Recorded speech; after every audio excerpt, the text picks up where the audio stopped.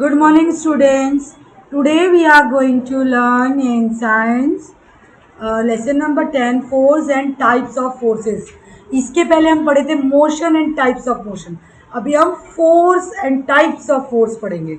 कितना कुछ है पढ़ने के लिए. देखो अभी देख लो. आपको कुछ पिक्चर्स दी हुई है. आपको जब हम बोर्ड चलाते हैं वो अनफॉर्चुनेटली हमारा जो जनरेशन है ये इस चीज़ से वाकिफ़ नहीं है. कभी चलाया ही नहीं होगा. बट हाँ, हम अज्यूम कर सकते हैं कि बोट को आगे बढ़ाने के लिए पानी को पीछे ढकेलना पड़ता है.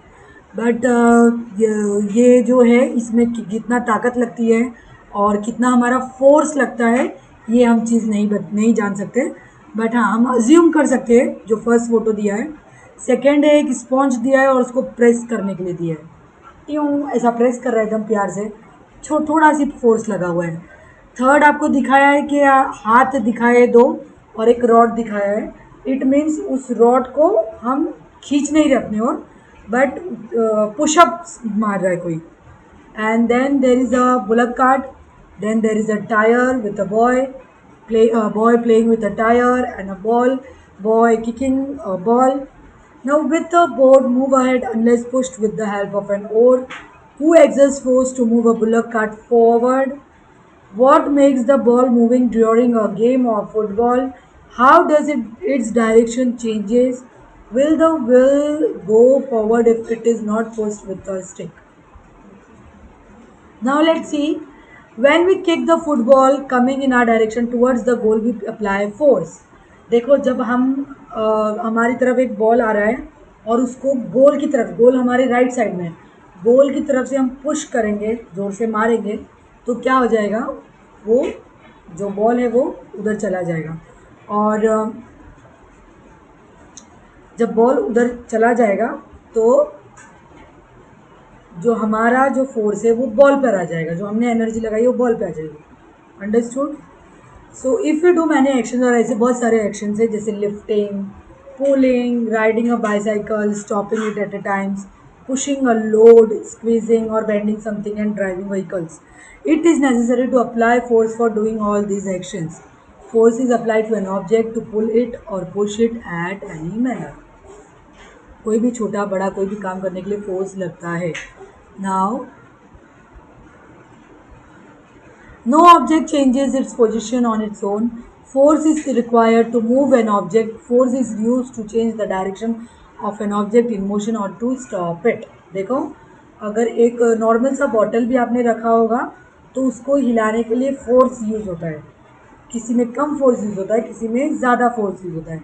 तो कोई भी चीज़ बगैर फोर्स के यूज़ किए अपनी जगह चेंज नहीं करती है. Now, can you tell what happens when you hold the two ends of a spring and pull them apart? Spring का दो एंड अगर हम पकड़ेंगे और ज़ोर से खींचेंगे तो क्या होगा? What happens when a blacksmith hammers a red hot piece of iron? और जब blacksmith ज़ोर ज़ोर से गरम गरम जो आयन है उसको मारता है तो क्या होता है? वो शेप चेंज कर देता है. Force is necessary to change the shape of an object. Now we are going to learn about the types of forces. Types of forces क्या है? मस्कुलर फोर्स मतलब जो वेट उठाने का, जो लिफ्टिंग अ वेट, कोई भी वजन उठाना है वो क्या होगा? मस्कुलर फोर्स लगेगा. In all the action shown in the pictures 10.1 the movements take place with the help of the bones and muscles in the body. The person in the pictures alongside is lifting the weight by using muscular force. The force applied with the help of muscles is called the muscular force. Now tell me, now we are going to learn about mechanical force. We use different machines for doing many tasks. कभी कभी हम हमारी जो शक्ति है उसको use नहीं करते हुए हम मशीन को यूज़ करते हैं. जैसे नीचे एग्जाम्पल दिया हुआ है, ट्रैक्टर, मिक्सर या फिर सिलाई मशीन. ओके. और या फिर हम इलेक्ट्रिसिटी यूज़ करते हैं या कोई फ्यूल यूज़ करते हैं तो उसको क्या बोला जाता है? Mechanical force. Machines like the latter are called automatic machines because the mechanical force is used here. For example sewing machine, electric pump, washing machine, mixer, etc. Make a list of other such machines. The force applied by means of a machine is called a mechanical force. Now we are going to learn about the gravitational force. If an object is thrown upward by applying force, it reaches a certain height and comes down again. Why is this so? क्या है, अगर हमने कोई ball को ऊपर फेंका है तो वो नीचे क्यों आ जाता है, या फिर झाड़ से एक कोई फ्रूट गिर रहा है तो वो नीचे क्यों गिरता है, क्यों वो ऊपर नहीं जाता है? क्या आपको ये चीज़ मालूम है? See I will explain you. Because जो हमारा जो अर्थ है, धरती जो है, उसके अंदर नेचुरली एक ग्रेविटेशनल फोर्स है जो ऊपर की सारी चीज़ें नीचे खींचता है. जैसे कि आपने देखा होगा कोई मूवी में या फिर कोई वीडियोस वगैरह होगा, जो स्पेस में जो लोग जाते हैं वो लोग हवा में होते हैं, कहीं भी जा सकते हैं, बिकॉज़ वहाँ पर ग्रेविटेशनल फोर्स नहीं है. ग्रेविटेशनल फोर्स धरती पर है, तो इसकी वजह से हम धरती पर खड़े हैं, हम टीचर बैठे हैं तो बैठे हैं यहाँ पर. अगर यही चीज़ हम वहाँ पर होते, स्पेस में होते, तो ये सारी चीज़ें हवा में होती है. So this is the gravitational force. जो भी चीज़ें हैं उसको नीचे खींचने की जो क्षमता है वो हमारे अर्थ में है. The force applied by the earth to pull object towards itself is called the gravitational force. Now in the past, ये न्यूटन के बारे में बताया है. न्यूटन एक साइंटिस्ट है, उनका पूरा नाम था सर इसैक न्यूटन. 17th सेंचुरी में इन्होंने ग्रेविटेशनल फोर्स की सर्च की थी. और the earth gravitational force acts in a direction opposite to that of an object moving upwards. अच्छा, ये कैसे की थी कि ये एक बार एक पेड़ के नीचे जाके लेटे थे, एप्पल का पेड़ था, और वो जो एप्पल का पेड़ है वो उनके ऊपर आके गिरा. तो जब वो गिरता है उनके ऊपर, तो वो फिर उसके बाद उन्होंने इस चीज़ पर रिसर्च की और फिर ये इसका सर्च करके निकाला क्यों ये ऐसा होता है, क्यों वो हवा में ही नहीं रुक जाता है और क्यों वो ऑपोजिट भी नहीं जाता है, मतलब वो ऊपर भी नहीं जाता है. तो then we came to know about the gravitational force. Okay, then the object start falling down instead of going up or any other. While falling, its speed goes on increasing all the time due to gravitational force. और जैसे ही वो गिरता है उसकी speed क्या होती है, ज़्यादा होती जाती है. अंडरस्टूड? स्लो नहीं होती है वो. ऊपर से फास्ट आ रहा है, नीचे स्लो हो रहा है, ऐसा नहीं होता है. ऊपर से फास्ट आता है और वो स्पीड क्या है, फास्ट बढ़ती जाती है. Now you have to try this at your home. You have to take small stone और एक बकेट में डालना है और आपको देखना है 20 सेंटीमीटर से, फिर आपको साउंड सुनाई देगा. अंडरस्टूड? वो साउंड, और अब वही सेम जो स्टोन है उसको आपको निकालना है और 100 सेंटीमीटर से ऊपर से फेंकना है, तो आपको उसका भी साउंड सुनाई देगा. और दोनों के बीच में क्या डिफरेंस है, कौन सा ज़ोर से आता है, वो आपको नोटिस करना है. The action of lifting a sack are shown in the picture.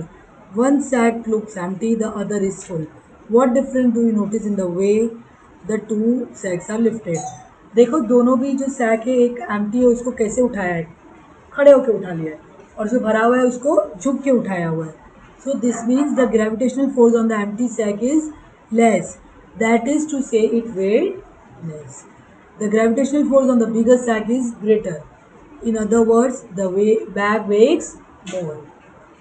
Now greater force must be applied to lift the greater weight. ज़्यादा फोर्स लगेगा, हमारे पास वजन भी क्या होगा अगर ज़्यादा होगा. Now to weight an object, it is hung from the hook of a spring balance. The suspended object is pulled downwards by the force of gravity. At the same time, the force of the tension in the spring constantly pulls the object upwards. The object comes to rest when the tension in the spring and the gravitational force on the object become equal. In this position, the scale on the spring balance shows the gravitational force acting on the object, which is the weight of the object. The gravitational force acting on an object is called the weight of the object. देखो, जो gravitational force होता है, आप उसको, वो है हमारे पास नीचे. अब एक समझ लो, आप 1 किलो का मैंगो ले लो, 1 किलो, और उसको स्प्रिंग में लगा दो, स्प्रिंग बैलेंस में, और उसको वेट करो, तो जो ज़्यादा वेट वाला होता है वो हमेशा नीचे जाता है. अंडरस्टूड? और जो लाइट वेट वाला होता है वो ऊपर आ जाता है. तो इसका क्या मतलब होता है कि जिसका वेट जितना नीचे आ रहा है और जितना ज़्यादा वेट रहेगा, ग्रेविटेशनल फोर्स उसको उतना नीचे खींचेगा. Understood? Find out and discuss. Now you have to find this and you have to discuss. The gravitational force operates between the sun and the planets in the solar system. Because of this, the planet revolve around the sun. At the same time, gravity also operates between the planets and their satellites. Then why don't all the planets and satellites fall towards the sun? देखो सन और solar system के बीच में क्या होता है, gravitational force है, इसीलिए सन के आसपास प्लैनेट्स चलते हैं. बट वहीं पर ही ग्रेविटी सन के पास भी है, प्लैनेट्स के पास भी है, सैटेलाइट्स के पास भी है. तो क्यों प्लैनेट और सैटेलाइट्स दोनों के बीच में क्यों मूवमेंट नहीं है, इस चीज़ को लेके ये आप लोगों को सर्च करना है. Now we are going to learn about magnetic force. Place a magnet on a table, take a big iron. ये आपने बहुत बार स्कूल में किया होगा, आपने लगाया होगा मैग्नेट यहाँ वहाँ, और एक आयन की कोई भी चीज़ लेके उसके ऊपर घुमाएंगे तो क्या हो जाएगा, वो उसके ऊपर चिपक जाता है. The force exerted bye a magnet is called the magnetic force. Magnet जो अपना फोर्स लगा रहा है उसको बोलते हैं मैग्नेटिक फोर्स. अंडरस्टूड. अब फ्रिक्शनल फोर्स. फ्रिक्शनल फोर्स क्या है, जैसे हम जब कैरम खेलते हैं और उसको क्लिक करते हैं तो वो कितने आगे तक जाता है और फिर रुक जाता है. In the same way, sorry, the ball rolling over a flat ground stops at the centre. वैसे ही कोई बॉल अगर हम ऐसे स्लोली थ्रो कर देंगे तो वो भी थोड़ी देर तक रोल करेगा और फिर आगे जाके रुक जाएगा. नाउ ये दो सरफेस को एक दूसरे से रब कर दो, कोई भी दो सरफेस को. The force of friction comes into play. It always acts against the direction of the motion. Like जब आप समझो कोई चीज़ को रब कर रहे हो, दो चीज़ों को ऐसे ऐसे ऐसे रब कर रहे हो, तो एक कभी हम रब करते तो ऐसे ऐसे रब करते नहीं, एक को दूसरे ऑपोजिट में, एक को ऑपोजिट वे में डायरेक्ट, तो वो क्या हो जाता है, फ्रिक्शन हो जाता है. When a brake is applied while riding a bicycle. जैसे हम जब बाइसाइकिल चलाते हैं तो ब्रेक लगाते तो क्या होता है, वो चलती हुई बाइसाइकिल को हम रोक देते हैं एक ही जगह पे. So this is the brake work. Between which part is friction produce. कहाँ फ्रिक्शन होता है, टायर के बीच में. Why is powder sprinkle on the carrom board while playing carrom. क्योंकि उसको और मोमेंटम को स्मूथ करना होता है. Now you have to try this. ये आपको ट्राई करना है, ये आप खुद से पढ़ेंगे और खुद ट्राई करेंगे. बहुत ही ईजी है. आपको दो पीस लेना है, एक स्मूथ पेपर है. टीचर आपको एक फ्रिक्शनल फोर्स का एक और एग्जाम्पल देते हैं. जब हम कंघा करते हैं ना बालों में, तभी भी जो फ्रिक्शन होता है उससे बालों में शाइनिंग आती है, और उसको भी फ्रिक्शनल फोर्स में ही बोला जाएगा. और ये आपको खुद से करना है जो बाजू में दिया है. We are likely to slip while walking on an oily floor और वेट फ्लोर. ये सब देखो, आप पढ़ो, इसको रीड करो. अभी आप ग्रोन अप हो, ये छोटी छोटी चीज़ें खुद से कर सकते हो, तो आपको सिर्फ रीड करना है. ट्राई कर सकते हो तो ट्राई करो, बट स्लिप होकर अपने हाथ पैर नहीं तोड़ने हैं. Okay. Why is a wooden plank laid down for pulling out a car which is stuck in mud. आपने कभी देखा होगा कोई कीचड़ में कोई भी गाड़ी अटक गई है तो एक क्या करते हैं, वुडन प्लांट रख देते हैं. प्लांट नहीं, एक वुडन प्लांट रख देते, लकड़ा रख देते, और उसके ऊपर फिर गाड़ी आती है तो वो इजीली बाहर आ जाती है. A force of friction is generated between the wheel and the plant laid down under the car. Here it can be pulled out from the mud. In short, the force of friction can either be decreased or increased as desired. Now we are going to learn about electrostatic force. देखो आप क्या करो, कुछ paper लो, तोड़ो और table पे रख दो. ठीक है. Now rub a piece of thermocol or an inflated balloon against silk cloth. और एक क्लॉथ लो और उससे जो है बलून या फिर थर्माकोल के पीस को ऐसे ऐसे रब करो, या फिर प्लास्टिक के कोन को ड्राई हेयर पे ऐसे ऐसे ऐसे रब करो और उसके पास लेकर आ जाओ, तो क्या आ जाएगा, वो सारे पेपर उसके ऊपर स्टिक हो जाएंगे. और एक और एग्जांपल दिया है कि एक पिकॉक फेदर को दो दो पेजेस के बीच में and bring it to your finger. What do you see. Rub करना है दो पेजेस के बीच में और अपनी फिंगर के पास लेकर आओ, तो आपको क्या दिखेगा वो आपको देखना है. In the above activities the pieces of paper, hair and the peacock feather are seen to move. Why does this happen.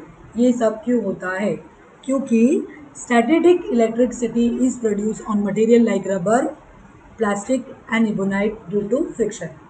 उसके मूवमेंट से, फ्रिक्शन करने से क्या होता है, इलेक्ट्रिसिटी प्रोड्यूस होती है। The force exerted by such electricity charge material, और वो उसके आजू बाजू के मटेरियल को चार्ज करती है और अपने आसपास खींच लेती है। इसको क्या बोलते हैं? Electrostatic force. Now we are going to learn about combined force. While an action is taking place, various types of forces act on the object in motion. You might have seen a roller coaster on the juggling of a sailboat on the seashore. The variety of forces act together in these cases. To obtain more information about this type, the word trick science in Google search on the internet. आपको combined force के बारे में अगर जानना है तो आपको क्या करना है? ट्रिक साइंस के में जाना है, गूगल को सर्च करना है इंटरनेट पे, और आपको इसके बारे में ज़्यादा पता चलेगा। कुछ फोर्सेस ऐसे होते हैं, कुछ चीज़ों में फोर्सेस ऐसे होते हैं कि उसमें सारे टाइप के फोर्सेस रखते हैं, या एक से ज़्यादा टाइप से फोर्सेस यूज़ होते हैं, तो उसको बोला जाता है कंबाइंड फोर्सेस। अंडरस्टूड? एक छोटा सा फन के लिए आपको कुछ बताया गया है, अगर आप वो ट्राई कर सकना चाहते हो तो वो भी ट्राई कर सकते हो। आज हमने क्या पढ़ा है? Force is required to bring about any action. Force is necessary for making an object move, to change the direction of motion, and also to change the shape of an object. There are two types of forces such as muscular force, mechanical force, gravitational force, magnetic force, frictional force, and electricity. Bye bye. सुनो miss, एक मेरा है आपके class का